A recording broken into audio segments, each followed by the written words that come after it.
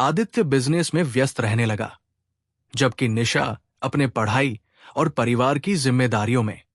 एक दिन आदित्य ने निशा को फोन पर कहा, आदित्य, तुम्हारे बिना सब अधूरा लगता है। निशा, क्या तुम मेरी जिंदगी में वापस आ सकती हो? निशा, आदित्य, मैं हमेशा तुम्हारे साथ हूं, लेकिन अभी हमारा वक्त अलग है। मुझे अपने सपनों और अपने परिवार के लिए खड़ा होना है, और तुम्हें अपने पिता के विश्वास को निभाना है। कुछ समय बाद आदित्य और निशा फिर से उसी कॉलेज गार्डन में मिले। दोनों के चेहरे पर थोड़ा तनाव था, क्योंकि आज वे एक अहम चर्चा करने वाले थे। आदित्य, निशा, हमारे बीच जो कुछ भी है, क्या तुम इसे आगे बढ़ाने के बारे में सोच रही हो? निशा, आदित्य, तुम जानते हो कि मेरी जिंदगी बहुत अलग है। मैं चाहती हूं कि हम दोनों अपने परिवारों को भी समझाएं, लेकिन क्या तुम तैयार हो इस रिश्ते के लिए? आदित्य, मैं तो हमेशा तुम्हारे साथ रहना चाहता हूं, लेकिन मुझे डर है कि हमारे परिवार इसे नहीं समझेंगे। निशा, फिर भी अगर हम दोनों एक साथ खड़े रहे तो शायद हमारे परिवारों को भी हमें समझने का वक्त मिल जाए। आदित्य, तो क्या तुम मेरे साथ शादी के लिए तैयार हो? निशा, मैं तैयार हूं, लेकिन यह हम दोनों के लिए एक बड़ा कदम होगा। हमें अपनी पूरी कोशिश करनी होगी।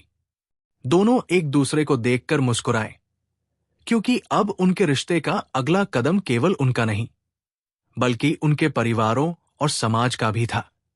दूसरे दिन आदित्य ने पिता से कहा, आदित्य, पापा, मैंने आपकी उम्मीदों पर खरा उतरने की कोशिश की, लेकिन क्या मैं अपनी खुशी और प्यार को जीने का हक नहीं रखता? पिता, गंभीर होकर, खुशी सिर्फ प्यार से नहीं, जिम्मेदारी निभाने से भी मिलती है। अगर निशा सच में तुम्हारे साथ रहना चाहती है, तो उसे हमारी दुनिया में कदम रखना होगा। दूसरी और निशा ने अपने माता पिता से शादी की बात करने की हिम्मत जुटाई। निशा, मां, पापा, मुझे आपसे एक जरूरी बात करनी है। मैं आदित्य से शादी करना चाहती हूं। मां, चौंक कर, आदित्य, वही अमीर लड़का? निशा, हमारा और उनका कोई मेल नहीं है।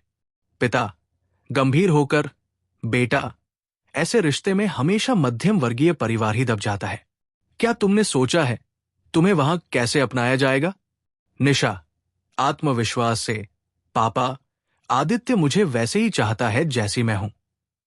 उसने वादा किया है कि वो हमारा सम्मान करेगा और हमारी दुनिया को समझेगा। मां, लेकिन उनकी दुनिया अलग है। निशा, क्या वह अपने परिवार को मना पाएगा? निशा, वो कोशिश कर रहा है। मां, मुझे सिर्फ आप दोनों का साथ चाहिए। मैं हर चुनौती का सामना करूंगी, लेकिन आपके बिना नहीं। माता पिता चुप हो गए। उनकी आंखों में चिंता तो थी, लेकिन निशा के आत्मविश्वास ने उन्हें सोचने पर मजबूर कर दिया।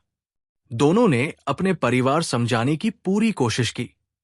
ये दिन दोनों परिवारों में बहुत तनावपूर्ण रहे। बाद में एक दिन आदित्य ने पिता को आखिरी बार समझते हुए कहा, पापा, मैंने आपकी उम्मीदों पर खरा उतरने की पूरी कोशिश की है, लेकिन अगर निशा मेरी जिंदगी का हिस्सा नहीं बनती, तो मेरी खुशी अधूरी रह जाएगी। मैं चाहता हूं कि आप उसे एक बार मिलें और खुद उसे समझने की कोशिश करें। आदित्य के पिता थोड़े कठोर स्वभाव के थे, लेकिन अपने बेटे के प्यार और ईमानदारी को नजरअंदाज नहीं कर सके। उन्होंने निशा और उसके परिवार से मिलने का फैसला किया। दोनों परिवार एक कैफे में मिले। शुरू में माहौल थोड़ा तनावपूर्ण था, लेकिन निशा की सादगी और आत्मविश्वास ने आदित्य के पिता का मन बदल दिया। आदित्य के पिता, निशा, तुम्हारी बातें सुनकर लगता है कि तुम्हें जिम्मेदारियों को निभाने की ताकत है। अगर मेरे बेटे ने तुम्हें चुना है, तो मुझे उस पर गर्व है। दूसरी ओर निशा के माता पिता ने भी आदित्य की ईमानदारी और अपने परिवार के प्रति उसकी निष्ठा को समझा। निशा के पिता, हमने सोचा था कि यह रिश्ता असंभव है, लेकिन तुम्हारे प्रयास और प्यार ने हमें गलत साबित कर दिया। हमें गर्व है कि हमारी बेटी ने इतना समझदार साथी चुना। आदित्य और निशा की शादी एक सादगी भरे समारोह में हुई, जहां दोनों परिवारों ने मिलकर इस खुशी को मनाया। चांद और सितारे जैसे उनकी खुशी में शामिल हो गए। आदित्य ने निशा से कहा, तुम्हारे बिना मेरी दुनिया अधूरी थी। आज से ये जीवन सिर्फ तुम्हारे नाम है। निशा मुस्कुराई और कहा, और मेरे सपने आज से हमारे सपने हैं। मिलन हुआ तो ऐसा जैसे दो जहां मिल गए। ख्वाब जो अधूरे थे आज आसमान छू गए। प्यार ने मिटा दी हर रुकावट की दीवार।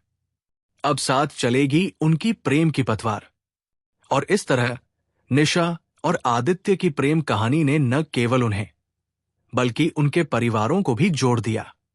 ये कहानी साबित करती है कि सच्चा प्यार हर मुश्किल को पार कर सकता है।